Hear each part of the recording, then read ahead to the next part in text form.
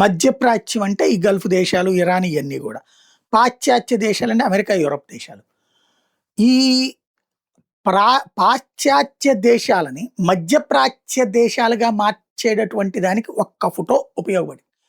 సిరియాలో వాళ్ళల్లో వాళ్ళు కొట్టుకు చస్తా, ఆ దేశం విడిచి పారిపోయేటటువంటి సందర్భంలో ఒక శవం, చిన్న బాబు శవం అక్కడ సముద్రపు ఒడ్డున పడి ఉన్నటువంటి ఫోటో. ఆ చుట్టూతా కొన్ని శవాలు. ఎందుకు? వాళ్ళలో వాళ్ళు కొట్టుకుని చచ్చిపోవడం వల్ల, గ్రూపుల వైరం వల్ల. అది ఏ అన్యమతస్థులు చేసిన దాడి కాదు. హిందువులు చేసిందో, క్రైస్తవులు చేసిందో, బౌద్ధులు చేసిందో, జైనులు చేసిందో కాదు. ఒకే మతంలో ఉన్నటువంటి 2 వర్గాల మధ్య దాడిలో జరిగినటువంటి ప్రాణాలు కోల్పోయిన ఘటనను చూపించి ఆ ఫోటో ప్రపంచం అంతా వైరల్ చేశారు. ఒక ప్రాపగాండా క్రియేట్ చేశారు. ఆ దెబ్బతో పాశ్చాత్య దేశాల్లో ఉన్నటువంటి వాళ్ళ మనసులు కరిగినాయి. మహిళలు, మగవాళ్ళు వాళ్ళ ప్రభుత్వాల మీద ఒత్తిడి తెచ్చారు. పాపం వాళ్ళు అక్కడ అల్లాడిపోతున్నారు, వాళ్ళని తీసుకొచ్చి మన దేశాల్లో షెల్టర్ ఇద్దామని. అలా షెల్టర్ ఇవ్వడానికి ప్రారంభమైనటువంటి చొరబాట్లు, శరణార్థుల వ్యవహారం వేలు లక్షలు అయిపోయి కోట్లకి చేరి ఇప్పుడు ఆయా దేశాల్లో మతరాజ్యం కావాలి, మా షరియా చట్టాలు కావాలి, మీరు మా మత ప్రకారం మీ ప్రభుత్వాలు నడవాలి అనేటటువంటి స్టేజ్కి వచ్చేసినాయి.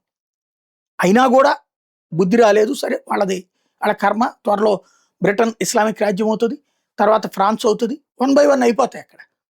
అదేది రక్తపాత రహిత విప్లవం లాగా చేసేస్తున్నారు వాళ్ళు స్ట్రాటజీకి. ఇప్పుడు చూడండి మరొక ఫోటో ఇవాళ ఇరాన్ ప్రొజెక్ట్ చేసి 125 మంది దాకా మొన్న ఒక స్కూల్లో మీదన మిస్సైల్ దాడి జరిగింది. ప్రాణాలు కోల్పోయారు ఆడపిల్లలు, ఇరాన్ ఆడపిల్లలు. అందరినీ ఒకే చోట సామూహిక ఖననం చేశారు. ఆ గుంటలు తీసిన ఫోటోని వాళ్ళ మంత్రి ప్రొజెక్ట్ చేశాడు. అంటే ప్రపంచంలో ఉన్న ముస్లిం సమాజాన్ని మొత్తాన్ని రెచ్చగొట్టడం. అయ్యయ్యో చూడండి అన్నటువంటిది.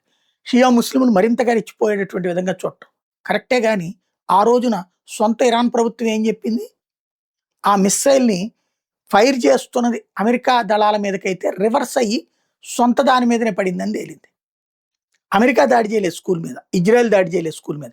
కానీ అమెరికా ఇజ్రాయెల్ని ఇలాగా, అంటే సైన్యాన్ని చంపితే కనుక అది యుద్ధంలో పార్ట్ అంటాడు. అదే అమాయకులు స్కూల్ పిల్లల్ని చంపారంటే ఓ సింపతి వస్తుంది. ఫోటోతో ఆ గేమ్ నడుపుతున్నది ఇప్పుడు ఇరాన్.